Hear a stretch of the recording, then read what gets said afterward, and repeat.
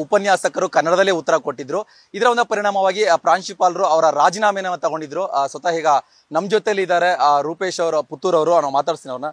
Sir, ಕನ್ನಡದಲ್ಲಿ ವಿದ್ಯಾರ್ಥಿ ಪ್ರಶ್ನೆ ಕೇಳಿದ್ರು, ಆ ಒಂದು ರೀಸನ್ ಇಂದ ನೀವು ಕನ್ನಡದಲ್ಲೇ ಉತ್ತರ ಕೊಟ್ರಿ. ಇದಕ್ಕೆ ನಿಮ್ಮನ್ನ ಕರೆದು ಒಂದ್ ರೀತಿ ಬೆದರಿಕೆ ಒಡ್ಡೆ ತರೋದು, ಅದಾದ್ಮೇಲೆ ರಾಜೀನಾಮೆ ಕೊಡಿ ಅಂತ ಆಗ್ರಹಿಸೋದು ಏನ್ ಸರ್? ಇದಕ್ಕೆ ಏನಾಯ್ತು? ನನಗೆ ಅವತ್ತು ಆಕ್ಚುಲಿ ಅದು ನಡೆದಿದ್ದು ಗುರುವಾರ ಪಾಠ ಮಾಡ್ತಾ ಇರುವಾಗ ಒಂದು ಮಗು ಹೇಳಿತ್ತು ನನಗೆ, ಸರ್ ಇಲ್ಲಿ ಅರ್ಥ ಆಗಿಲ್ಲ ಅಂತ ಕನ್ನಡದಲ್ಲಿ ಕೇಳ್ಬಿಡ್ತು. ನಾವು ಏನೇ ಆದ್ರೂ ನಾವು ಏನೋ ಒಂದು ಚುಚ್ಚಿದ್ರು ಅಮ್ಮ ಅಂತ ಹೇಳ್ತೀವಿ, ಯಾಕಂದ್ರೆ ನಮ್ಮ ಕನ್ನಡ ಹಂಗೆ ತಾನೆ. ನಾನು ಕನ್ನಡದಲ್ಲೇ ಸ್ಪಾಂಟೇನಿಯಸ್ ಆಗಿ ಮಾತಾಡಕ್ ಹೋದೆ.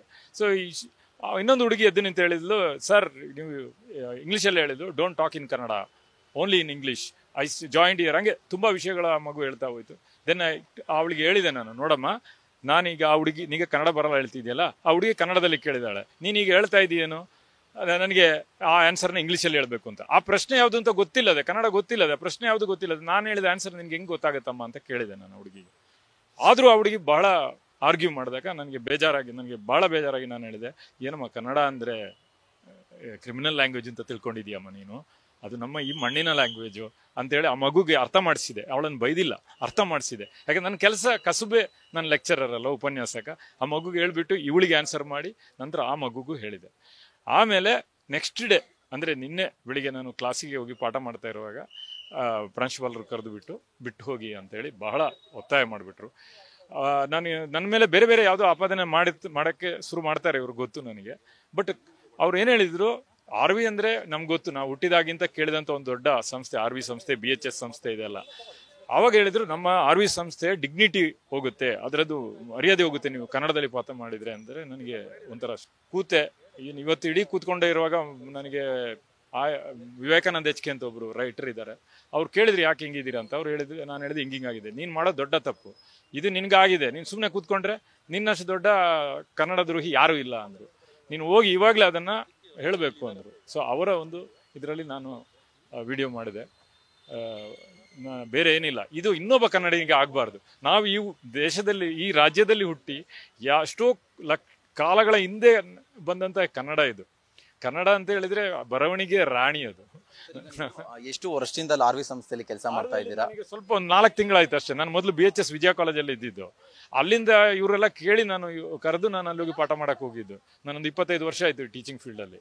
ಬಟ್ ನನಗೆ ತುಂಬಾ ಶಾಕ್ ಆಗೋಯ್ತು, ಯಾಕಂದ್ರೆ ಹೊಸ ಜನರೇಷನ್ ಅಲ್ಲಿ ಈ ರೀತಿಯ ಬೆಳವಣಿಗೆ ಕನ್ನಡದ ಬಗ್ಗೆ ಬರೋದು, ಅದು ನಮ್ಮ ತಪ್ಪು. ನಾವು ಶಿಕ್ಷಕರಲ್ವಾ, ನಾಳೆ ಸಮಾಜ ನಮ್ಮನ್ನೇ ಕೇಳುತ್ತೆ, ನೀನು ಶಿಕ್ಷಕನಾಗಿ ಈ ಮಕ್ಕಳೆಲ್ಲ ಹಿಂಗೆ ಮಾತಾಡ್ತಿದಾರಲ್ಲ ಕನ್ನಡದ ವಿರುದ್ಧವಾಗಿ ಅಂದ್ರೆ ನಾನು ಈ ಭೂಮಿಯಲ್ಲಿ ಹುಟ್ಟಿ ಏನು ಪ್ರಯೋಜನ, ಈ ಮಣ್ಣಲ್ಲಿ ಹುಟ್ಟಿ?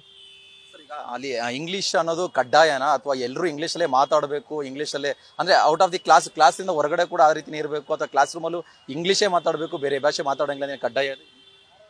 PU ಬೋರ್ಡ್ ಯಾವತ್ತೂ ಅಂಥದ್ದು ಮಾಡ್ತಾ ಇಲ್ಲ, ಎಲ್ಲೂ ಅಂಥದ್ದು ಇಲ್ವೇ ಇಲ್ಲ. ನಾವು ಮಾತಾಡುವಾಗ, ಈಗ ನಾನು ಅಪ್ಪಟ ಕನ್ನಡ ಮೀಡಿಯಂ ಅಲ್ಲಿ 10ನೇ ಕ್ಲಾಸ್ ತನಕ ಕಲ್ತು ಬಂದವನು. ನಾನು ಪ್ರಪ್ರಥಮವಾಗಿ PUCಗೆ ಸೇರಿದಾಗ, ವಿದ್ಯಾರ್ಥಿಯಾಗಿ ಸೇರಿದಾಗ ನಾನು 2 ವಿಷಯದಲ್ಲಿ ಫೇಲ್ ಆಗಿದೆ, ಯಾಕಂದ್ರೆ ನಂಗೆ ಅರ್ಥ ಆಗ್ತಾ ಇಲ್ಲ. ಬಟ್ ನಮ್ಮ ಮಾಸ್ಟರ್ಗಳು ನಮಗೆ ಕನ್ನಡದಲ್ಲಿ ಮಿಕ್ಸ್ ಮಾಡಿ ಪಾಠ ಹೇಳ್ಕೊಡ್ತಿದ್ರಿಂದ ನಾನು ಇವತ್ತು ನಿಮ್ಮ ಮುಂದೆ ಮಾತಾಡ್ತಿದ್ದೀನಿ. ಅಲ್ಲಿ ಯಾವುದು ಇರ್ಲಿಲ್ವಾ? ಆವಾಗ ಆ ಕಾಲದಲ್ಲಿದ್ದ ಪ್ರೊಫೆಸರ್ಸ್ಗಳೆಲ್ಲ ಕನ್ನಡ ಮಿಶ್ರ ಮಾಡಿ ನಮ್ಗೆ ಹೇಳ್ತಿದ್ರು. ನಾನೇನು ಕ್ಲಾಸಲ್ಲಿ ಜಲಜನಕ, ರಂಜಕ, ಗಂಧಕ ಅಂತೇಳಿ ಪಾಠ ಮಾಡ್ತಾ ಇಲ್ಲ. ಆದ್ರೂ ನಾನು ಆ ಮಗು ಹಾಗೆ ಹೇಳಿದಾಗ ನಾನು ಆ ಮಗುಗೂ ಅದು ಹೇಳಿದೆ, ನಾನು ಇಲ್ಲಿ ಕನ್ನಡದಲ್ಲಿ ಜಲಜನಕ, ರಂಜಕ ಅಂತ ಪಾಠ ಮಾಡ್ತಾ ಇಲ್ಲ, ಗಂಧಕ ಅಂತ ಇನ್ನು ಪಾಠ ಮಾಡ್ತಾ ಇಲ್ಲ, ಆಮ್ಲಜನಕ ಹೇಳ್ತಾ ಇಲ್ಲ ಅಂತ ಹೇಳಿದ್ದೀನಿ. ನನ್ನ ಕರ್ತವ್ಯ ನಾನು ಮಾಡಿದ್ದೀನಿ. ಬಟ್ ಅದೇ ತಪ್ಪು ಅಂತಾಗ ಬೇಜಾರಾಯಿತು.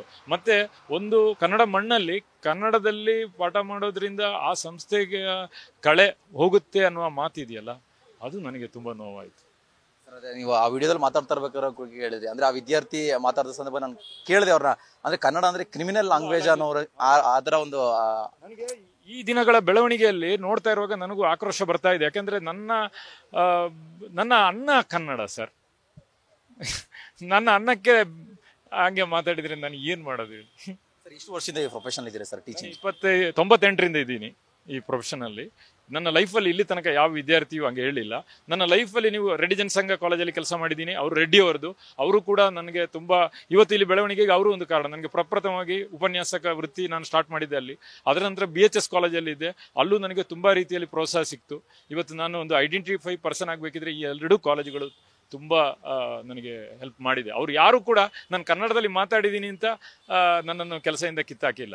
ಒಂದ್ಸಲ ಅನಂತ ಪದ್ಮನಾಭರಾವ್ ಅಂತ ಒಂದು ಪ್ರೊಫೆಸರ್ ಇದ್ರು, ಪ್ರಿನ್ಸಿಪಾಲ್, ಅವ್ರು ನನಗೆ ಹೇಳಿದ್ರು, ನೀನು ಮಿಶ್ರ ಮಾಡಿ ಹೇಳಪ್ಪ, ಅಲ್ಲಿ ಬರೋ ಮಕ್ಕಳು ಕನ್ನಡ ಮೀಡಿಯಂನಿಂದ ಬಂದವನು ಇರ್ತಾನೆ, ಇಂಗ್ಲೀಷ್ ಮೀಡಿಯಮಿಂದ ಬಂದಿರ್ತಾನೆ, ನಿನ್ನ ಸಬ್ಜೆಕ್ಟಿಗೆ ಅವನನ್ನು ಅಟ್ರಾಕ್ಟ್ ಮಾಡು, ಯಾವ ಲ್ಯಾಂಗ್ವೇಜ್ ಆದರೂ ಪರವಾಗಿಲ್ಲ ಅಂತ ಹೇಳಿದಂಥ ಒಳ್ಳೊಳ್ಳೆ ಪ್ರಾಂಶುಪಾಲರ ಅಂಡರಲ್ಲಿ ನಾನು ಕೆಲಸ ಮಾಡಿದ್ದೀನಿ.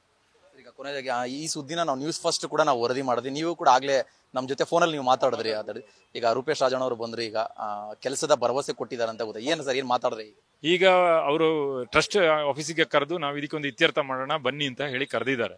ಈಗ ಏನಾಗುತ್ತೆ ಅಂತ ನನಗೆ ಗೊತ್ತಿಲ್ಲ ನಿಜವಾಗಿ. ಸೊ ನಾವು ಮಾತಾಡಕ್ಕೂ ಬಂದಿದ್ದೀವಿ ಈಗ.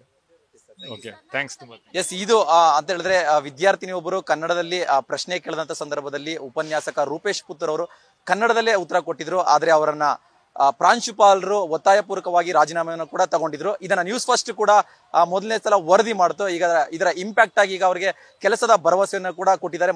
ಮತ್ತೆ ಅವ್ರನ್ನ ಕೆಲಸಕ್ಕೆ ನಾವು ವಾಪಸ್ ತಗೊಳ್ತೀವಿ ಅಂತ ಹೇಳಿ ಒಂದು ಭರವಸೆಯನ್ನು ಕೂಡ ಈಗ ಕೊಟ್ಟಿರುವಂತದ್ದು. ಕ್ಯಾಮರಾ ಪರ್ಸನ್ ಸಿದ್ದು ಜೊತೆ Bharath Krishnappa, news first, Bengaluru. News first ನಿರ್ಭೀತಿಯಿಂದ ನಿಮ್ಮ ಪರವಾಗಿ.